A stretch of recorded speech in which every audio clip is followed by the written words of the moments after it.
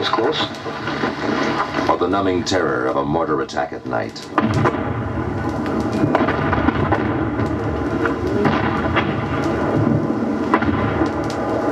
The night and reality explodes all around you. Men jarred from sleep struggle to their fighting holes. Why didn't I dig it deeper?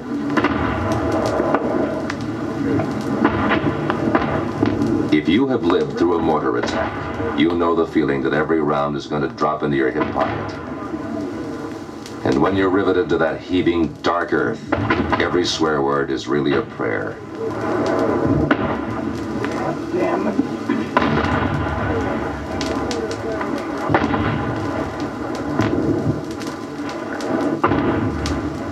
Corman to 81. Corman to 81. We're taking casualties.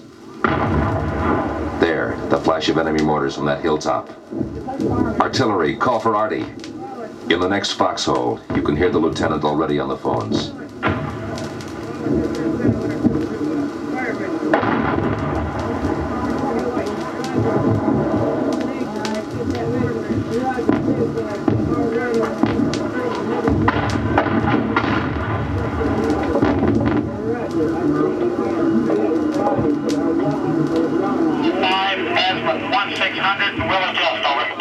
Star 4-3, fire mission. Fire mission. An artillery battery miles away. Here's our call. Victor Charlie location. We'll adjust weight. Range 8240. Gun crews race against time. Move. Move. Our men are in trouble out there. 461. Set. Ready.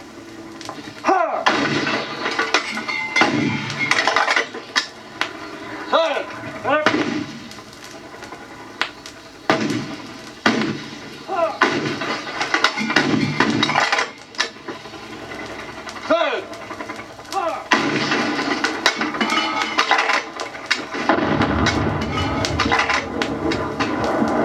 In our fighting holes, it's the longest wait in the world.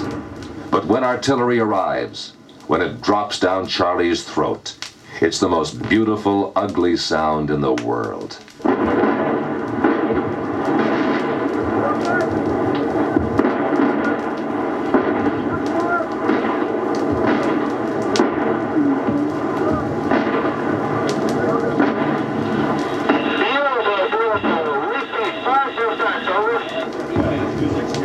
On target.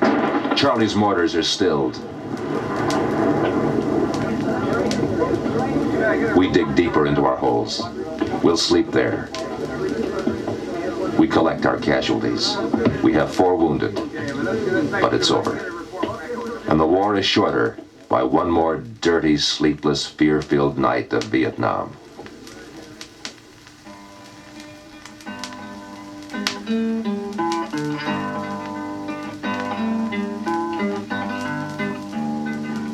There's another Vietnam, where men no longer fight, of hamlets made secure, where peace and a future sprout in a land that's known little of either, where American medicine cures a sick baby, where Vietnamese hospitality makes an American forget he's homesick, and where little children carry on their old romance with the American GI. Hey, number 1.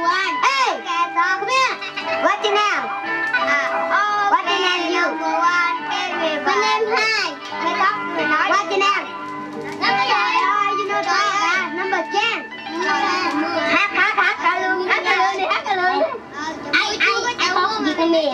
Okay. And there are moments taken from war for a man to unwind, to write his thoughts home, to talk Vietnam off his chest. This godforsaken country, I don't care how much they publicize this, they just don't know what hell is until they come here. They can't imagine what the soldiers, what the United States men are going through here. Even if they're not fighting these men, this terrain and this temperature it's unbearable. It's terrible. And you're in a country, you're away from home. And the people sit over there and they demonstrate. I just can't understand that they're not. I wish we could get them over here just for even a couple weeks, just so they could see what it's like over here and what these men are going through for them. Yeah, sure, join the Army and come on over, see what it's like. We go 7 days a week, 12, 14 hours a day. What little spare time there is, these guys spend writing letters, go down to the club, have a few beers. Well, the full year we're here, none of us can afford to get drunk ever. And 3-day pass, we never heard of one. I've been here 5 months, I've had one half of 1 day off, and I wrote letters and slept. Sometimes we lay out here in positions and bugs and ants crawl all over us. After you've been out here about 6 or 7 months, it just doesn't bother you anymore. You just say, oh well, what the hell, forget it. It's a lot of mountain country. You gotta do a lot of what we call humping. You can get used to it, but you can't get used to the people shooting at you. Well, really, Charlie is just about the only thing that bothers me over here. And when I'm shot at and come real close, it has a great effect on me. Well, when you talk about combat, you got to realize that all isn't just fighting. You got to stand out there and water up to your knees day after day, and heat's unbearable, and it always isn't just fighting. There's other things that can work a man a lot harder than getting shot at. The red ants are vicious. They will bite and they will attack. And you got some other kind of ants. They got these red ants. They're clearish red, and they got black beady eyes. Bad ants, boy. Let me tell you, these are some bad ants. And the most of the time when I see them, I take my mosquito repellent and throw on them, burn them up. And then come night, I'm in trouble again. I don't have no mosquito repellent for the mosquito. So you have to be careful whatever you do over here. Leeches bother me a lot. You be walking along not only in the water, but through the rice paddies or anywhere. You think you got a leech on your leg and you're afraid to look and stop. You do got a leech on your leg. They got black ants here that, scarf up on food. They open sea rations for you. And you know they say about these 2 seasons they have over here, hot and dry and hot and wet. And the hot and wet, you stay muddy and dirty. I got all kinds of snakes and bugs over here.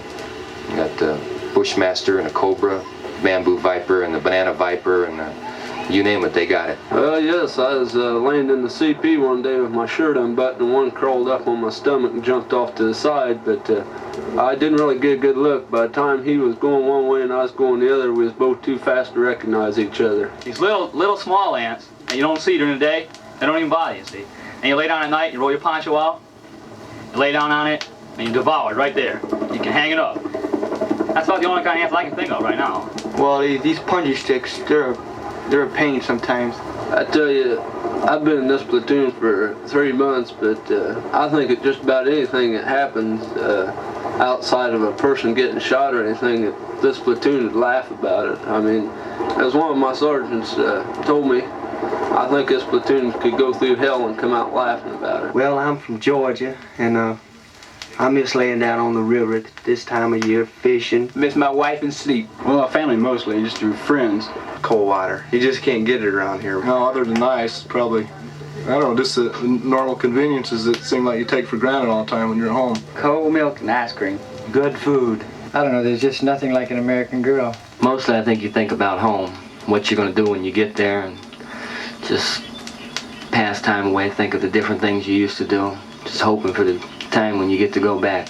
I guess on counting the days I go home. Oh, I check them off. I got 1,800 to go, but I'm still counting. About the first thing I'm going to do is get right down and kiss the American soil. Well, my first thing I want to do is get me a real hot bath. I get in the tub and soak for about 3 hours. Get some of this crud off that it's been on for the last 9 months or so. I never realized what home